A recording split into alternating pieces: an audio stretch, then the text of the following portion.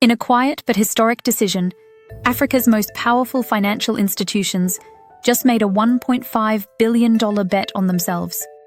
Not on foreign aid, not on development loans from Washington, Beijing, or Brussels, but on African capital, mobilized, structured, and deployed by Africans for African priorities.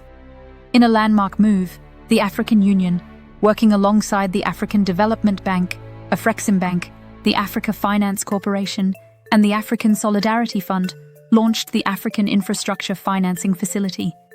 Its mission is simple but radical: help African countries finance and build their own roads, power grids, ports, railways, and digital networks without relying on external capital. Because to understand why this moment matters, we need to go back to how Africa has historically paid for development and why that model is now breaking down. Welcome to Spotlight in Africa, where we provide the clarity, data, and intelligence investors need to understand Africa's evolving markets. For decades, Africa's development story followed a familiar pattern. Large infrastructure projects, highways, dams, power plants, ports, were mostly financed externally. Multilateral lenders, bilateral creditors, foreign development banks, and increasingly, global capital markets. This model helped build essential assets, but it came at a cost. Debt accumulated, currencies weakened, and critical economic decisions often sat outside the continent. By the 2010s, Africa's infrastructure needs had grown dramatically. Rapid urbanization, population growth, industrial ambitions, and digital transformation pushed annual infrastructure demand towards $130 billion to $170 billion. But funding never kept pace.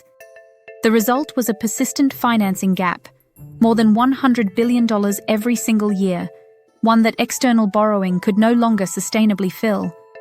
And then, global conditions changed. As global interest rates rose and currencies became more volatile, external capital suddenly became more expensive and more risky. Debt servicing costs surged. Access to international bond markets tightened. And African policymakers faced a hard reality: the old model was no longer viable. But instead of retreating, something unexpected began to happen. Across the continent, African governments, institutions, and investors started financing their own megaprojects. Using domestic capital, regional banks, and diaspora funding. This wasn't theory, it was already happening. In Ethiopia, the Grand Ethiopian Renaissance Dam, Africa's largest hydroelectric project, was financed largely through domestic bonds and diaspora contributions. In Nigeria, the Dangote Refinery, the largest industrial project in Africa's history, was built primarily with African capital, reshaping fuel markets across West Africa. From Senegal to Mozambique, countries began advancing transport corridors, energy assets, and logistics infrastructure using local financing structures. And quietly, a new class of institutions, like Africa 50, started co-financing digital, transport, and energy projects from Rwanda and Kenya to Senegal and Benin. These were not isolated successes, they were signals. What was missing wasn't ambition, it was coordination. Africa had capital, pension funds, sovereign wealth funds, development banks, export credit agencies, but no unified mechanism to systematically deploy it into large-scale infrastructure. That gap is precisely what the new African Infrastructure Financing Facility is designed to fill. By pooling institutional balance sheets and aligning long-term mandates, the facility aims to create a stable pipeline of African-sourced infrastructure financing, keeping value creation, risk management, and strategic control within the continent.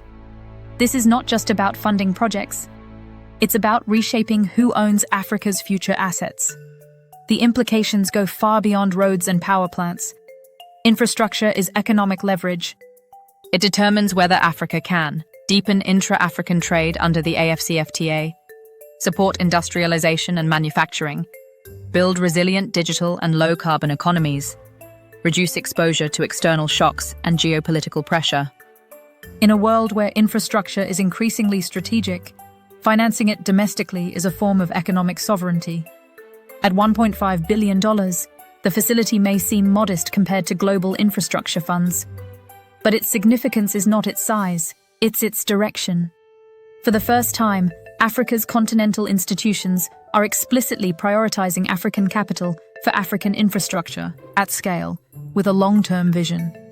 This marks a shift from dependency to agency, from fragmented projects to coordinated strategy, from external decision-making to internal control. The infrastructure gap is still vast. The challenges, execution, governance, risk remain real. But the strategy has changed. Africa is no longer waiting to be financed. It is organizing itself to finance its own future. And if this model succeeds, the $1.5 billion facility may be remembered not as an endpoint, but as the moment Africa decisively began building, financing, and owning its own development path. For more intelligence on Africa's economy, finance, and capital markets, subscribe to our channel at Spotlight in Africa.